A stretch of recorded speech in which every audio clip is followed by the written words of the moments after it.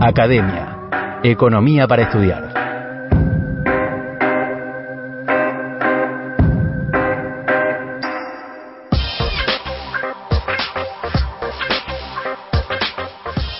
Y aquí seguimos en la banda cambiaria y en este caso con una entrevista que tiene sus particularidades. En realidad nuestros oyentes la van a poder escuchar en forma completa en nuestras redes sociales, en Facebook, en Instagram, en nuestro canal de YouTube va a estar colgada esta entrevista en realidad que también tiene un formato audiovisual para que ustedes la puedan tener. Y me estoy refiriendo a una que realizamos con Ana Tavis, quien es directora académica del Departamento de Human Capital Management de la Universidad de Nueva York. Ella va a estar de visita en Buenos Aires en la semana del 20 de junio y será la speaker fundamental o principal de lo que va a ser el HR Summit, que de alguna manera reúne a distintos líderes para analizar lo que va a ser el fenómeno de la pandemia, de los recursos humanos, de la inteligencia artificial.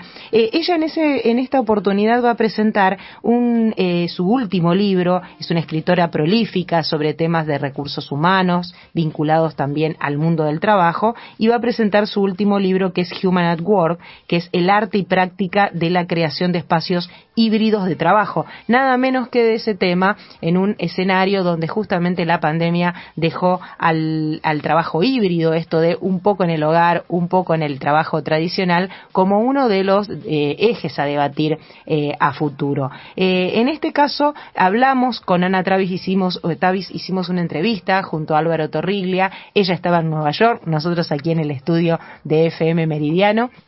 Y como sus respuestas estaban en inglés, decidimos colgarlos en nuestras redes sociales como para que de alguna manera ustedes puedan tener la entrevista completa con una traducción también que está a cargo de un investigador y muy conocido por nosotros, ¿no, Lizzy? Sí, así es. Se trata de Sergio Mastrogiovanni, que es profesor de la Universidad de Nueva York de automatización e inteligencia artificial y también vicepresidente de Data y Estrategia Digital en Nubiral. Bien, bueno, Sergio oficia de alguna manera, para aquellos que no comprendan el inglés, de traductor de lo que dice Ana, pero también aquellos oyentes que quieran escucharla. Es muy clara en su inglés, Ana, y la quieren escuchar solamente de boca de ella, lo van a poder hacer en nuestras redes sociales. En líneas generales, nuestra primera pregunta, nuestra primera inquietud hacia Ana fue cómo se reconfiguró el nuevo mundo laboral a partir de la pandemia, ¿no? Justamente un eje de su libro.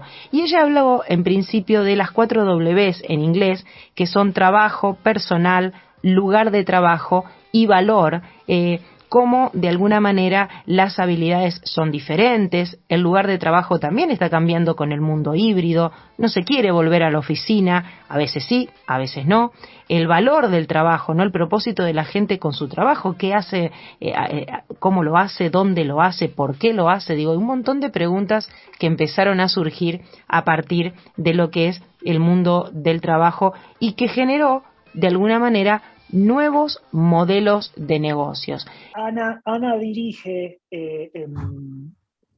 el programa de HR y capital humano en la Universidad de New York y acaba de editar su libro Humans at Work, hablando también de los muchos challenges, de los muchos desafíos que estamos teniendo, de los muchos retos en este mundo digital que nos deja la pandemia, ¿no? Con tantos cambios, con tantas disrupciones, con tanta volatilidad, ¿no? Que estamos en medio de una guerra, estamos en medio de un momento que las cripto cayeron al piso, todos los mercados están por el piso, y en ese contexto están los humanos y las empresas, ¿no? Como que, haciendo el nuevo mundo que vamos a interactuar todos.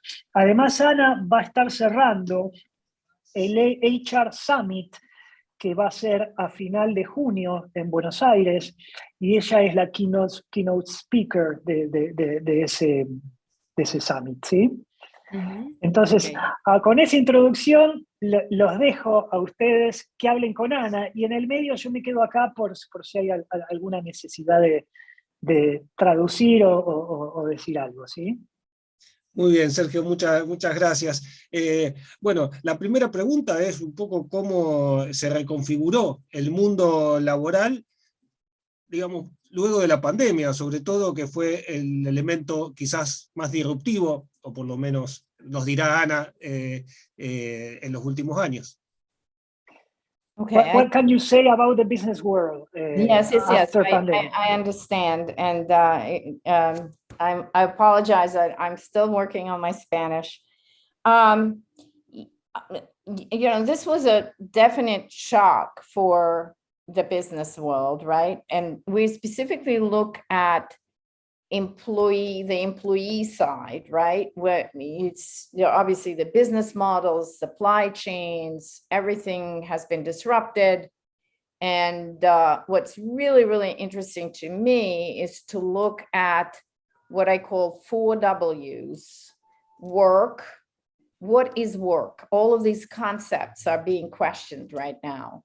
So what is work? We started thinking about work differently because of all of the technology that needed to be brought in to mediate, to really make us, productive. So workforce, who are the people who are working, right? That is changing. We are seeing more and more people taking part-time jobs, right? So there are, workforce is, there are lots of demands on the workforce from the point of view also of skills. So work has changed, the new skills are required. So we need to upskill, reskill, relearn. And then a workplace, I think, is most obvious that people no longer really had to go to the office. The office kind of disappeared. Work went to people's homes, to the kitchens, to the bedrooms, anywhere where closets where people were working. And then the final one, 4th W in English, in Espanol it's different, is a worth. What is it all worth? And I actually just had a presentation. Let me just show you. Let me see here. I translated a little bit. So the 4 W's, and in Spanish, it doesn't translate so neatly. It's about work, personal or workforce, lugar de trabajo, and valor, value or purpose of work, right? So I'm looking at how all of these things started to change and shift, right? All of this started to change and shift. And I think that disruption or dislocation is continuing with lots of experimentation going on in the workplace, and a lot of questions are being asked about what's the future of work, right? What is it going to look like? What are we going to be doing? Where are we working? Who are going to be workers? And finally, why are we working? That's kind of the question of purpose comes in big time. So 4 W's, all of them are shifting, and we can talk about how those shifts occurred in these different areas, and then it's still in flux. And then are we going to arrive to one place? I argue that we won't, because there's going to be multiple models of work. So we departed from kind of one type of work. Then with the pandemic, everything was disrupted, and we're going to end up in a different situation. But experimentation is going on right now, and questions are being asked. Estos cambios que vos mencionás... Sí. ¿Entendieron? ¿Quieren que traduzca algo de lo que dijo Ana? En general sí, hay algunas cosas pero ¿querés bueno, hacerlo? ella habla de 4 Ws en inglés, que son trabajo, work, workforce, workplace and worth, es decir, trabajo que es diferente, que cambia el trabajo. Workforce, es decir, todo lo que tiene que ver con la fuerza laboral, la gente. La gente está buscando diferentes tipos de trabajos. Part-time, las demandas son diferentes, los skills de la gente, las habilidades, las personas, algunos tienen que hacerse un reskill, es decir, reentrenarlos para que ganen nuevas habilidades, un upskill, es decir, no solamente, bueno, upskill es que ganen nuevas habilidades, reskills es cómo pueden mejorar las habilidades existentes. La tercera W es workplace, es el lugar de trabajo, cómo está cambiando con este mundo híbrido, que la gente ya no quiere volver a la oficina, a veces sí, a veces no. La gente trabaja como estamos ahora, con la cocina atrás, ella habló hasta de... Sí, sí, sí. Desde la habitación, con la cama detrás, los niños corriendo y demás. Y finalmente la cuarta W es value, worth, que quiere decir valor, el propósito de la gente para con su trabajo, ¿no? Y empezar a experimentar. La gente se está haciendo preguntas, ¿dónde, cómo y sobre todo por qué? Es la parte más interesante que la gente está buscando en su nuevo trabajo, y también las nuevas empresas, los nuevos modelos de negocio, ¿no? También habló ella, y habló de muchos modelos, multiple models, ¿sí? Yo le quería preguntar frente a eso, ¿no? Esos cambios que mencionaba, ¿cómo reaccionaron las organizaciones, las empresas, los lugares de trabajo, digo, frente a este cambio que empieza a ver el trabajador, donde ya estas condiciones tradicionales de ir físicamente hacia el lugar del trabajo para cumplir una función, se modificaron drásticamente? Yeah, I think she's asking how the organizations react to this change, right? Yeah, I think in summary, right? I think the most important thing is that businesses or companies, organizations are adapting. They're adapting. We started talking about adaptation to, the different crises that we lived through, et cetera, before the pandemic. But what's different here is that everyone was disrupted at the same time, right? Everyone was disrupted at the same time. And that's why, you had the experimentation going on at so many different levels, pretty much in every single company. And I think that there is an acceleration of kind of innovation, rethinking, repositioning of pretty much every type of organization around, this new emerging models of work. One of the factors, was definitely the investment in technology. And companies had to, or organizations had to invest in technology. And that's where I think a lot of opportunity came up, because everyone, and I don't know, obviously it depends on the market, how it's happening in Argentina, but things that previously were nice to have, like in education, for example, you could not continue to educate people without technology, without Zoom, without other tools, etc. So that acceleration in technology, as well as the challenges and for specifically people, because we always looked like financial crisis, etc. It was all about models, like business model and operations, etc. And here it was about people, the health of people working for companies, and companies needed to take care of it. Organizations needed to take care of their people. And that was something new. So I think the focus has shifted, the accelerations occur, and now we are seeing some of the really, really interesting models that emerge out of that opportunity. If we think about the pandemic as an opportunity this way. Sergio, does it make sense? Sí, totalmente. Bueno, por un pequeño resumen, hablo de que las empresas están adaptando. Sergio, No te escuchamos. yeah, your sound is breaking up a little bit. Sí. ¿Ahora mejor? Ahora sí, yes. Ahí perfecto. Son los AirPods. Yeah, it's earbuds. Yeah, you better not. Do you need to use them? No, espera. Escucho por acá, pero puse el parlante el micrófono de la compu. Entonces, las empresas están adaptando, se aceleró mucho la innovación, están invirtiendo mucho en tecnología. Una de las cosas positivas que nos dejó la pandemia, si fue alguna, fue las oportunidades que emergieron, la adopción.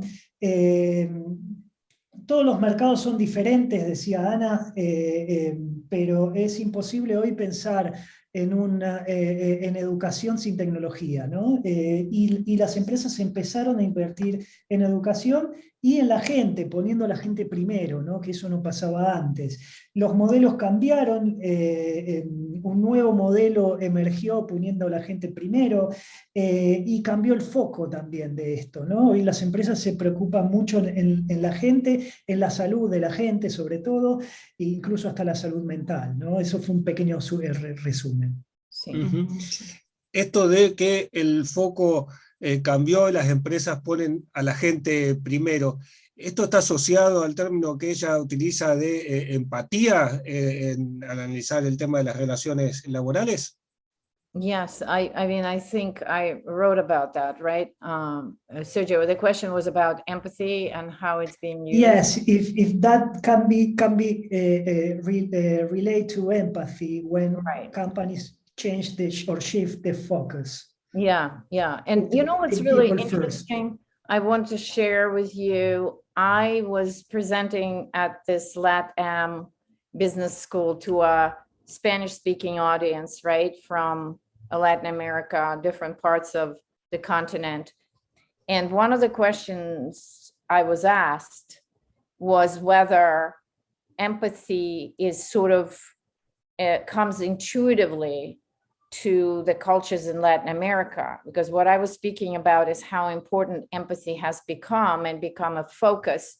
And I talked about how it is important to know how to embed empathy into not just human interactions, but also into the systems and designs of work that we have. It's not, when we talk about empathy in that context, it's not just about the kindness, the human kindness and relatedness. It really is about how we structure work, how we design workplaces, how we think a lot about what work means to people.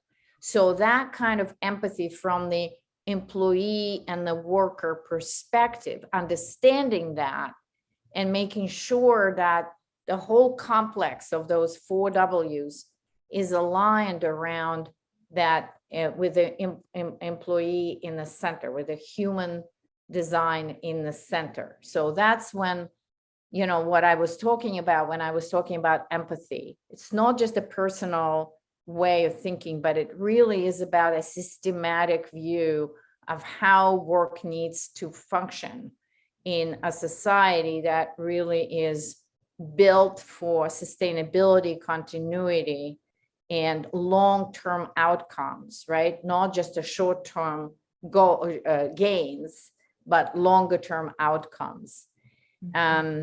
So, Sergio, do you want to translate a little bit? Sí, claro. Does it make sense? Do you understand? I speak very slowly. Sí. Está muy bien. Está bien. Hablaba Ana de que ella dio una conferencia hace poco en México para una escuela de negocios, gente que hablaba en español, y le hicieron la pregunta sobre de lo que tiene que ver con empatía, diciéndole que nosotros los latinos somos bastante empáticos o bastante humanos, y ella decía que esto tiene que ver más con sistema y diseño de la organización, más allá de de la empatía humana que en general lo asociamos con la bondad, ¿no? No la bondad, sino más que nada sistemas y diseño de trabajo, cómo diseñamos lugares para la gente, el concepto de diseño humano, el human design, y también una visión sistemática de toda la operación, ¿no? Una nueva visión incluyendo conceptos más relacionados con lo que tiene que ver con sustentabilidad o sostenibilidad, es decir, cómo en lugar de enfocarnos en las ganancias a corto plazo, nos enfocamos más en todo el ecosistema y las ganancias a más largo plazo, ¿sí? Frente a eso yo quería preguntarle, ¿eso exige más allá de un cambio organizacional al interior de las empresas? También imagino un impacto económico. ¿Cómo imagina el impacto que puede tener esto en la economía, este cambio organizacional, ¿no? En la economía tradicional, donde en realidad o se presta un servicio, o se vende un producto y se obtiene una ganancia. ¿Cómo esto puede impactar en la economía? Yeah, so the question is how it impacted the economy in general with all of these Yes. changes. It's beginning to definitely to shift. And I will give you an example of New York City, right? I think it will be easier to illustrate on the example of New York City. And I think it would apply probably, Sergio, to Buenos Aires or Rosario. Let's talk about work spaces, right? Now, about more than 50% of the buildings in Manhattan are empty, right? Because of the pandemic, et cetera, et cetera. So there's a big rethinking going on. If we think about the workplace and the workspace, big rethinking about how to use all of these spaces, right? There's lots of space all of a sudden that opened up. And so there are two ways to think about it. One, people need home offices. They need spaces that at home, a lot of people in big cities don't have space, right? To be doing work and live and have children and family and do it in one place.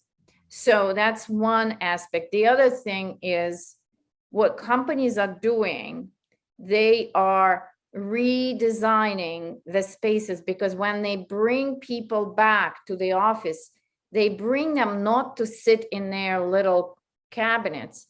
They bring people to be meeting as teams, have collaboration space. They're designing, again, the human-centered design requires that they bring nature. There are a lot of architects and interior designers now who are working on this reimagined workspace.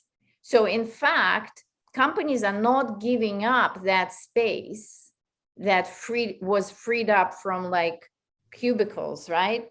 They are creating spaces that will have kind of the room for collaborative work, for meetings, for different kinds of activities, conferences, etc.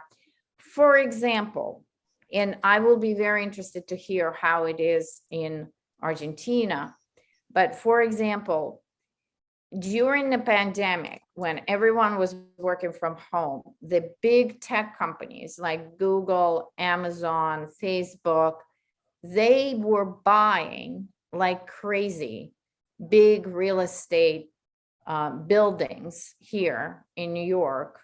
And you would think, why are they doing it? Everyone is trying to shrink their space and they're buying buildings. And that is because they are not thinking of people not going back. Mm-hmm. They're thinking of how this space will be used when people come back, right? It will be used very differently. And they're kind of reimagining and building really creative spaces. And then also for health purposes, they need a lot more space, right? Social distancing and stuff.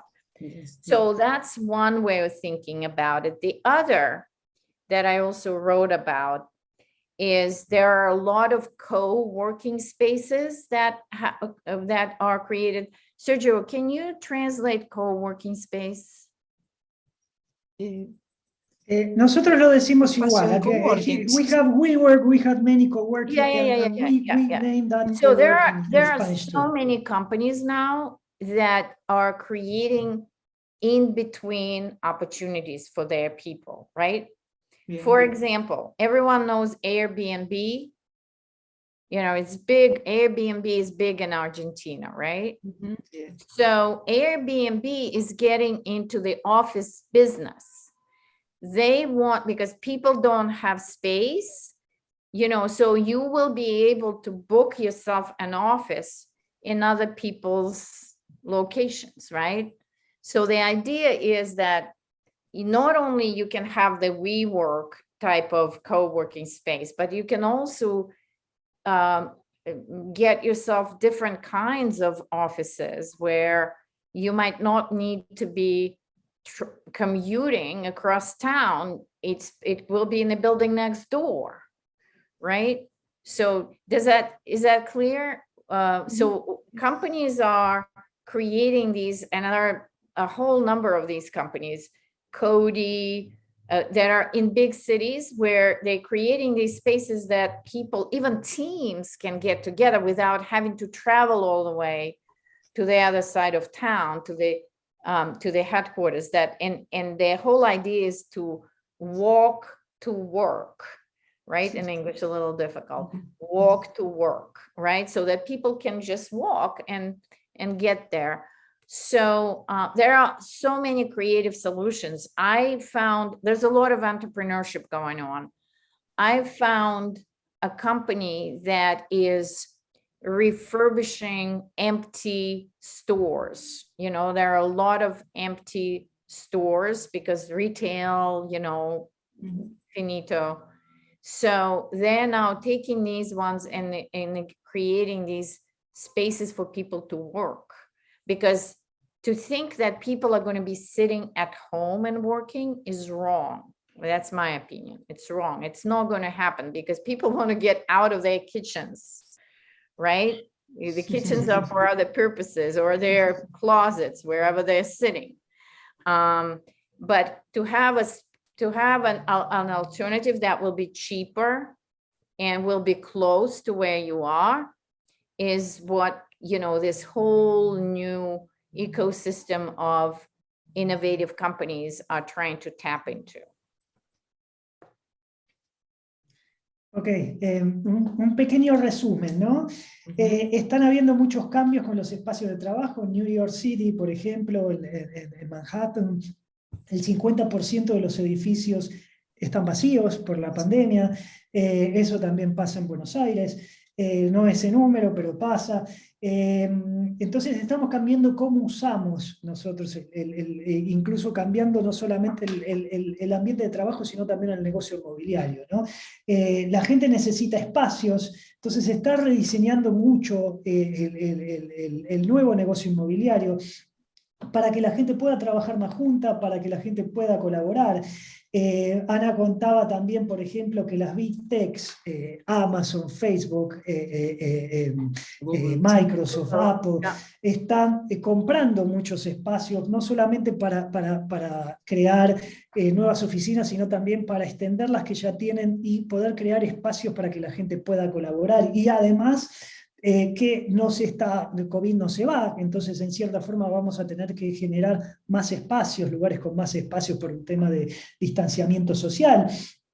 Y la última parte decía que se está dando también que empresas como Airbnb ya no solamente trabajan para la parte turística y para la parte de hogareña, de alquilar casas y negocios, sino también empresas que tienen, digamos, entre comillas, capacidad ociosa, que tienen más espacio y lo pueden subrentar a otras empresas para que los empleados no tengan que hacer tantos viajes largos, ¿no? Y puedan ir a trabajar caminando, ¿no? Que es lo que queremos todos, ¿no? Y decía también finalmente Ana que cambiar la forma que también nosotros nos reunimos en el mundo de los negocios, ¿no? No hablar desde la cocina o no hablar desde adentro del closet, que la cocina es para otra cosa, ¿no? Entonces, que podamos tener espacios colaborativos para poder trabajar. Este cambio en los espacios de trabajo, ¿también se da en el tiempo de trabajo? Yeah, so he's asking if the time of work has changed as well. Yeah, right? yeah, if we are still having the 9 to 5. Yeah. No. And that's again, it's about flexibility, right? Flexibility is the word for how people need to be working, right? What is flexibilidad? En español, flexibilidad. Flexibilidad. Flexibility. So, there is a very interesting kind of psychological shift that needs to occur, and it's a question of trust, right? Sergio, could you translate? Confianza, es una cuestión de confianza, que uno confía en la empresa y la empresa en sus empleados. So I think what was getting in the way of changing work toward a more flexible schedules, even though experiments started long before the pandemic, was that everyone had to be flexible because, there was no school, in New York, we were like shut down, everything, nothing. So, so parents had to be teaching their kids, taking care of sick parents, and it's all kind of in one place. So employers had to be flexible. So it was kind of a big breakthrough from the point of view of employers' trust, right? That people can actually do good work. In fact, productivity went up. Productivity went up when people started working from home. So there was a really kind of a counterintuitive, we lost you guys. It's okay. ¿Se les cortó la luz? No, por error. Por error. What is that? No, I asked, they have a power issue and they say that they switch, they touch the switch. Okay. Yeah, so anyway, and now, like, out of that, companies realize that giving people flexibility actually works. It works. And it's interesting to see how that when the initial thought was when the vaccines came out, et cetera, that everyone is going to go back to the office, et cetera. But then the variants, these COVID variants started to come in, and we realized that this is going to be a longer stretch. And now everyone is a lot more flexible around the schedule. So there's no 9 to 5. There's a lot more flexibility, and people are a lot more accommodating. And that also takes me back to my initial thought about designing around people, this kind of human-centered design, rather than of some preconceived ideas about how work needs to happen, right? Mm-hmm. So we kind of were confronted by our own humanity and learned a lot from this experiment. And now the elements are being integrated into how work is being done. And just one more last thing, clearly it depends on the leadership, that the leadership needs to get comfortable with the fact that, they need to accommodate their people to do the work the best way that is, that they can do their work. So instead of just top down, really allow for a lot more flexibility, a lot more fluidity, and actually productivity will go up. Ok, creo que estuvo claro, pero de todas formas resumo algunos conceptos. Decía Ana que la clave es la flexibilidad y la confianza, ¿no? Tenemos que aprender a confiar el uno en el otro. Estamos viviendo en un mundo que creímos que con las vacunas esto en cierta forma sí iba a solucionar, pero nos dimos cuenta que aparecieron nuevas cepas, nuevas variantes y demás, las escuelas cerradas, la gente volviéndose enferma, entonces por momentos tuvimos que volver para atrás, seguir trabajando desde casa y no volvimos a la oficina.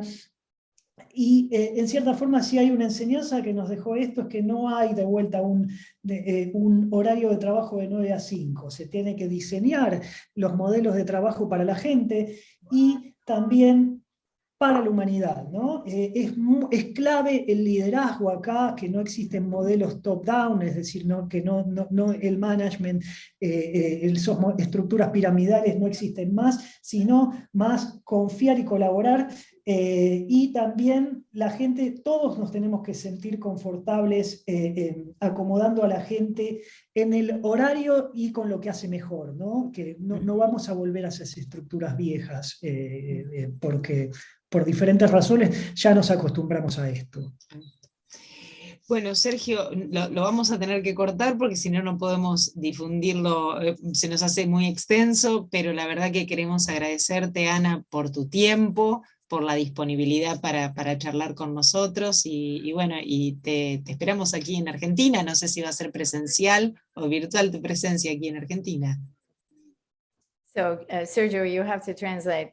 Yeah, she wants to know if you are going to be in person in Argentina or Yes. virtually. Yeah, I've heard that. I just wanted to confirm. Yes, I'm going to be there from the 20th. Sergio and I meeting in Buenos Aires on the 20th, and I have a week in Argentina. Mm-hmm. But I also tell them that I've been to Argentina many times before.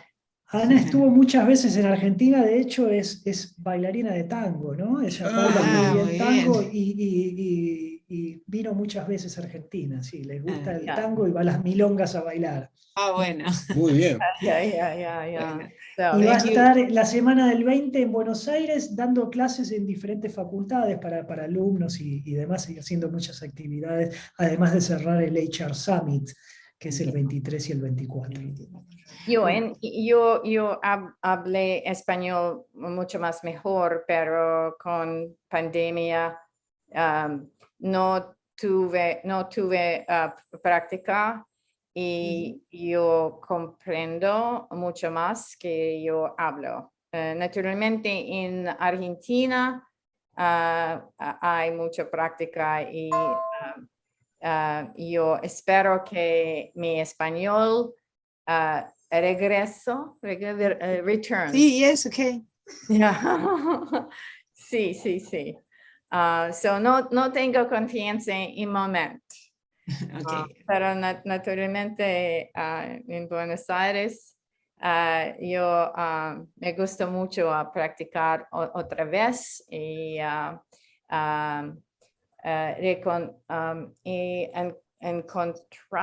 to meet people. Yes, encontrar mucha gente, colegas, hablar de el futuro del trabajo.